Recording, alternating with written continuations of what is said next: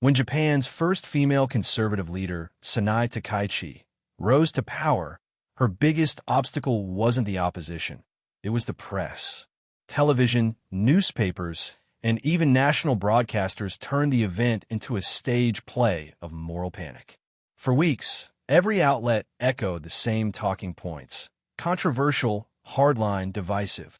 The framing was clear. Japan didn't just have a new leader, it had a new enemy. The irony is brutal. The very media that calls for freedom of expression has become the gatekeeper of acceptable thought. Practice simulator. The framing game. Japan's newsrooms have mastered the art of selective storytelling. In headlines, conservative statements are labeled provocative, while similar remarks from progressives are passionate. When a right-leaning politician defends tradition, it's nationalism. When a left-leaning one talks about values, it's cultural pride. Every shot, every soundbite, every word choice builds a narrative of fear. And when it comes to Takaichi, that fear is intentional. A woman who refuses to conform to their ideological expectations is the media's worst nightmare, a mirror they cannot control.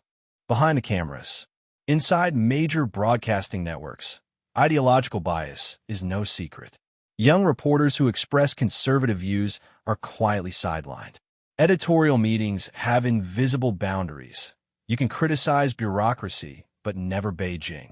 Meanwhile, self-proclaimed progressive journalists are promoted as brave truth-tellers, while anyone sympathetic to Takaichi is branded far-right. The double standard runs deep. Some editors openly say, "We don't need both sides. One is already wrong." That phrase defines Japan's journalism today. Practice simulator. The feedback loop. Once biased coverage airs, social media amplifies it. Anti-Takaichi hashtags trend within hours, many pushed by coordinated accounts. Netizens call it grassroots democracy, but it's a feedback loop, the same message bouncing from TV to Twitter and back to the front page. Even NHK, Japan's state broadcaster, now wields what critics call the freedom not to report. When a story challenges their ideological comfort zone, it vanishes from the airwaves. Objectivity has become optional. The selective outrage. The pattern is painfully consistent.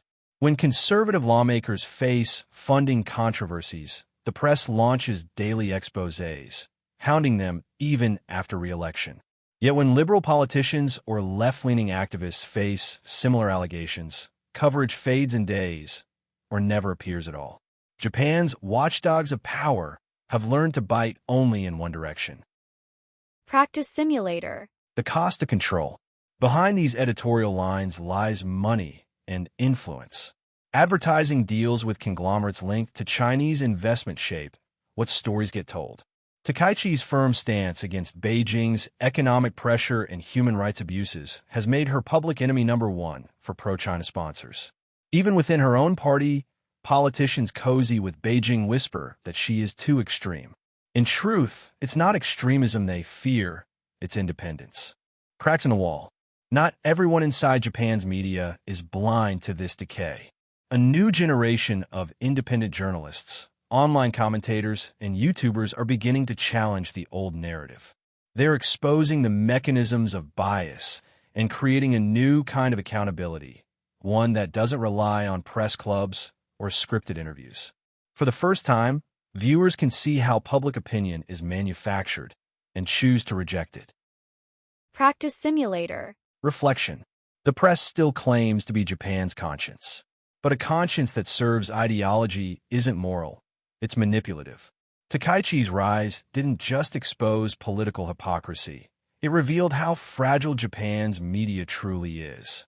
A system that fears free thought cannot call itself free. As viewers abandon TV anchors for online voices, the monopoly of legacy broadcasters weakens by the day. The old media no longer defines truth. It merely competes for attention.